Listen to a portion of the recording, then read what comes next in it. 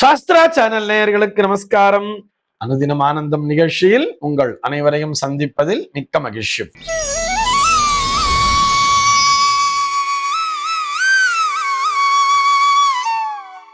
இன்று 5/2/2026 இந்த நாள் குறித்து பஞ்சாங்கம் என்ன சொல்றதுன்னு பார்க்கலாம் வாங்கோ. இன்றைய தினம் விஸ்வாவசுவருடம் தை மாதம் 22ஆம் தேதி வியாழக்கிழமை. திதி பார்த்தோம்னா தேய்பிரை சதுர்த்தி திதி இரவு 12:22 வரைக்கும் இருக்கு. அதனைத் தொடர்ந்து தேய்பிரை பஞ்சமி திதியானது வந்து விடுகிறது. நட்சத்திரம் பார்த்தோம்னா உத்திரம் நட்சத்திரம் இரவு 10:55 வரைக்கும் இருக்கு. அதனைத் தொடர்ந்து ஹஸ்தம் நட்சத்திரம் என்பதும் வந்து விடுகிறது. இரவு 10:55 வரை, அதாவது உத்திரம் நட்சத்திரம் இருக்கின்ற வரை இந்த நாளானது ஒரு மரண யோகம் கூடிய நாளாக இருக்கிறது. அதனைத் தொடர்ந்து சித்த யோகம் என்பதும் வந்து விடுகிறது. இது போக பஞ்சாங்கத்திலே வரக்கூடிய யோகம் அப்படின்னு சொல்லி பார்த்தோம்னா இன்றைக்கு சுகர்மம் அப்படிங்கிற ஒரு நாம யோகத்தை கொடுத்திருக்கா. கரணம் பார்த்தோம்னா பவம் அப்படிங்கிற ஒரு கரணத்தை கொடுத்திருக்கா. இந்த நாளானது ஒரு மேல் நோக்கு நாளாக அமைந்திருக்கிறது. இன்னைக்கு என்ன ஸ்பெஷல் அப்படின்னு சொல்லி பார்த்தோம்னா இன்றைய தினம் பஞ்சாங்கத்திலே சங்கடஹர சதுர்த்தி அப்படிங்கிறத கொடுத்திருக்கா. ஆக இன்றைய தினம் மாலை பொழுதிலே அருகிலுள்ள விநாயக பெருமானினுடைய ஆலயத்திற்கு சென்று வழிபடுவதற்கு மறக்காதீர்கள் என்பதற்காக நினைவூட்டுகிறோம். இது போக இன்றைய தினம் சண்டேஸ்வர நாயன்மாரினுடைய குரு பூஜை நாளாகவும் அமைந்திருக்கிறது. சென்னையை பொறுத்தவரை இன்றைய தினத்தினுடைய சூரிய உதயம் என்பது காலை 6:38 சூரிய அஸ்தமனம் என்பது மாலை 6:07 சந்திர அஸ்தமனம் என்பது காலை 8:56 சந்திர உதயம் என்பது இரவு 9:19 சம்பவிக்கிறது. பிரம்ம முகூர்த்தம் பார்த்தோம்னா நாளைய தினம் அதிகாலை 4:57 முதல் காலை 6:37 வரையில் நீடித்திருக்கிறது. சென்னையை பொறுத்தவரை இன்றைய தினத்தினுடைய ராகு காலம் என்பது மதியம் 1:49 முதல் 3:15 வரையிலும், யமகண்டம் என்பது காலை 6:38 முதல் 8:04 வரையிலும், குளிகை காலம் என்பது காலை 9:30 முதல் பகல் 10:56 வரையிலும் சம்பவிக்கிறது. தினாந்தம் பார்த்தோம்னா இன்றைய தினம் இரவு 1:56 கொடுத்திருக்கா. சூலம் பார்த்தோம்னா இன்றைக்கு தெற்கே சூலம் மதியம் 2:17 வரையில் அந்த சூல தோஷம் என்பது உண்டு. அதற்குரிய பரிகாரமாக நல்லெண்ணெய் தானம் விடுத்துவிட்டு தெற்கு திசையை நோக்கி பயணிக்கலாம் அப்படிங்கிறதையும் சொல்லி இருக்கா. நமது சாஸ்திரா சேனலில் திருக்கோவிலூர் KB ஹரிபிரசாத் சர்மா அவர்கள் வழங்கும் தினசரி பஞ்சாங்க குறிப்பு, ஆன்மீகம் மற்றும் ஜோதிட தகவல்களை உள்ளடக்கிய நிகழ்ச்சி அனுதினம் ஆனந்தம். தினம்தோறும் அதிகாலை 5:45 மணிக்கு.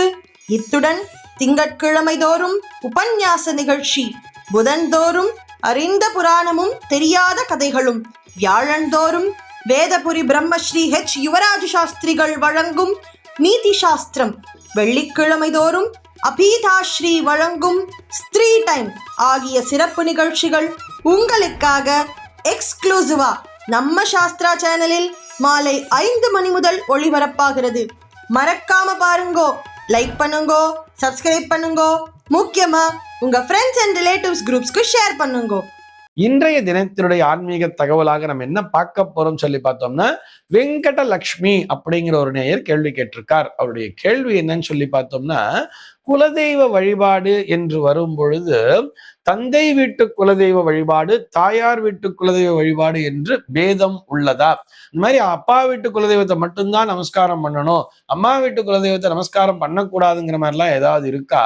அல்லது மாதிரி தாயார் வீட்டு குலதெய்வத்தையும் வழிபடலாமா என்பதுதான் அவருடைய கேள்வியாக அமைந்திருக்கிறது.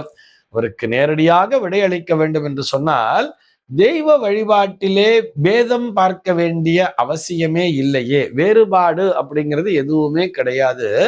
இன்னும் ஒரு அழுத்தி சொல்லணும், அந்த விதியை அழுத்தி சொல்லணும் சொன்னா, இரண்டு புறமுமே தாயார் வீடு தந்தை வீடு நிச்சயமாக இரண்டு புறமுமே உள்ள குலதெய்வங்களை அவசியம் வழிபட வேண்டும். இதிலே எந்த விதமான சந்தேகமும் இல்லை. ஒரு மனிதன் அப்படின்னு எடுத்துட்டா அவனுடைய உடம்புல பார்த்தோம்னா இந்த குரோமோசோம்ஸ்ங்கிறது அப்பா கிட்ட இருந்தும் குரோமோசோம்ஸ் வந்திருக்கும், அம்மா கிட்ட இருந்தும் குரோமோசோம்ஸ் வந்திருக்குன்னு சொல்றா இல்லையா.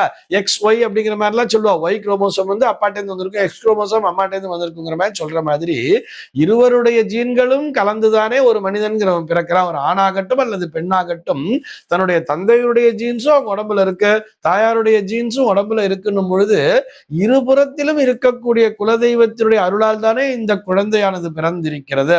ஆக இதுல என்ன வேறுபாடு? அப்பா வீட்டு குலதெய்வத்துக்கு எந்த அளவுக்கு முக்கியத்துவம் கொடுத்து வழிபாடு செய்யறோமோ அதே மாதிரிதான் அம்மா வீட்டு குலதெய்வத்தையும் வழிபட வேண்டும். நான் ஆண்களுக்கு சொல்வது, தாயார் வீட்டு குலதெய்வம் தந்தையார் வீட்டு குலதெய்வம் என்று அதை மட்டும் அதோடு நிறுத்தி விடுவதை விட தன்னுடைய மனைவியினுடைய குடும்பத்தில் எது குலதெய்வமோ அதையும் சேர்த்து வழிபட வேண்டும் அப்படிங்கிறதையும் நீங்க கடைபிடிக்கணும்னு பிரார்த்தனையா வச்சுக்கிறேன். மனைவியினுடைய குலதெய்வத்திற்கு முக்கியத்துவத்தை கொடுக்க வேண்டும். என்னுடைய வீட்டு குலதெய்வத்துக்கு மட்டும் போனா போதும், மனைவி வீட்டு குலதெய்வத்துக்கு போக கூடாதுங்கிறதெல்லாம் கிடையாது இல்லையா. போவதால் மிகவும் நற்பலன்தான் கிடைக்கும் அப்படிங்கிறதுக்காக சொல்றோம். அப்பொழுதுதான் நம்முடைய வம்சத்திலே இருக்கக்கூடிய குழந்தைகளும் நல்லபடியாக வளருவார்கள். நாம் இந்த உலகத்திலே பிறந்திருக்கிறோம்னு சொன்னா அதுக்கு குலதெய்வத்தினுடைய ஆசீர்வாதமும் கண்டிப்பா தேவை. நான் வந்து குலதெய்வம் அப்படிங்கிறத பிரிச்சு பார்க்கல. குலதெய்வம் என்பது நம்முடைய வம்சத்தோடு இணைந்த ஒரு விஷயம் என்பதை புரிந்து கொள்ள வேண்டும். அவ்வளவு ஏன் நம்ம வந்து ஒரு முன்னோர் வழிபாடு அப்படிங்கிறது வரும்பொழுது கூட சரி, அமாவாசை தர்ப்பணம் என்று வரும்பொழுதும் சரி, அதுல பார்த்தோம்னா ஒரு 12 பேர்களுடைய பெயரை சொல்லி தர்ப்பணாதிகளை செய்வார்கள். ஒரு புறம் பார்த்தா அப்பாவினுடைய வர்க்கம், அப்பாவுடைய அப்பாவான தாத்தா, அவருடைய அப்பா பிரபிதாமகன் சொல்லுவா, பிதரம் பிதாமகம் பிரபிதாமகம் என்று சொல்லி இந்த 3 பேருக்கும், இவர்களுடைய மனைவி அப்படின்னு வரும் பொழுது தாயார் பாட்டி, அந்த பாட்டிக்கு மாமியார்னு சொல்லிட்டு அந்த 3 பேருக்கும், அதாவது மாதரம் பிதாமகி பிரபிதாமகின்னு சொல்லிட்டு அந்த 3 பேருக்கும் மொத்தம் 6 பேர் ஆயிடுறது. அதோட நிறுத்துறது இல்லை. அடுத்தது என்ன பண்ணுவான்னு பார்த்தா மாதாமகர், மாத்து பிதாமகர், மாத்து பிரபிதாமகர்னு சொல்லிட்டு தந்தையினுடைய, அதாவது தாயாரினுடைய தந்தை மாதாமகர்னு சொன்ன தாயாரினுடைய தந்தையாகிய அந்த அம்மா வழி தாத்தா, அவருடைய அப்பா என்று சொல்லி மாதாமகர், மாத்ரு பிதாமகர், மாத்ரு பிரபிதாமகர்னு அந்த 3 பேரையும் சொல்லி அவர்களுடைய பெயரையும் சொல்லி தர்ப்பணத்தை விட வேண்டும் சொல்லியிருக்கா. அதே மாதிரிதான் அவர்களுடைய மனைவி மாதாமகி, மாத்ரு பிதாமகி, மாத்ரு பிரபிதாமகி என்று சொல்லி இந்த 3 பேருடைய மனைவி, அதாவது அப்பா வர்க்கத்திலே ஒரு 6 பேர் பித்ரு வர்க்கம்னு சொல்லி, மாத்ரு வர்க்கத்திலே ஒரு 6 பேர் தாயாரினுடைய பரம்பரையை சேர்ந்த ஒரு 6 பேர், மொத்தம் 12 பேர்களுக்கு ஒவ்வொரு அமாவாசை நாளிலுமே தர்ப்பணத்தை பண்ணிட்டு வரோம் இல்லையா.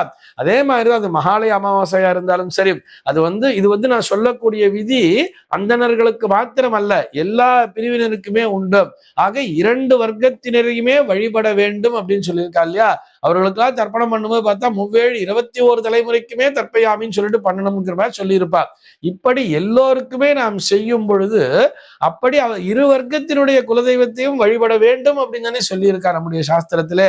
ஆனால் நம்ம நடைமுறையில என்ன பண்றோம்னு சொன்னா, அப்பா வழி குலதெய்வம் மட்டும்தான் நம்முடைய குலதெய்வம், நான் இந்த குலத்திலே தோன்றியவன் என்பது போல் நாம் நடந்து கொள்கிறோம். ஆக இருபுறம் உள்ள குலதெய்வங்களையும் வழிபட வேண்டும். அதுபோக மனைவியினுடைய குடும்பத்திலே எது குலதெய்வமோ அதையும் சேர்த்து வழிபட வேண்டும் என்கின்ற அந்த சங்கல்பத்தினை நாம் அனைவரும் எடுத்துக்கொள்ள வேண்டும். ஆக இந்த நேயர் கேட்ட கேள்வி நிச்சயமாக இது எல்லோருக்கும் பலன் தரும் என்று நம்புகிறோம்.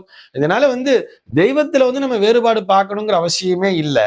இது போக ஒரு சில பேருக்கு பார்த்தோம்னா அங்க வம்சத்திலேயே இருந்தவர்களையே குலதெய்வமாக வழிபடுவார்கள். வீட்டுக்கு பின்னாடியே ஒரு செங்கல் மாதிரிலாம் வச்சு வழிபடுவா. அது என்ன மாதிரி ஒரு சம்பிரதாயம் இருந்தாலும் அந்த சம்பிரதாயத்தை நாமும் அவசியம் பின்பற்ற வேண்டும். இந்த தகவலோடு இன்றைய தினம் உங்களிடமிருந்து நான் விடைபெற்றுக் கொள்கிறேன். மீண்டும் உங்கள் அனைவரையும் நாளைய தினம் ஒரு புதிய தகவலோடு சந்திக்கிறேன். அன்பர்கள் அனைவருக்கும் அனுதினமும் ஆனந்தமாய் அமைய பிரார்த்திக்கிறேன்.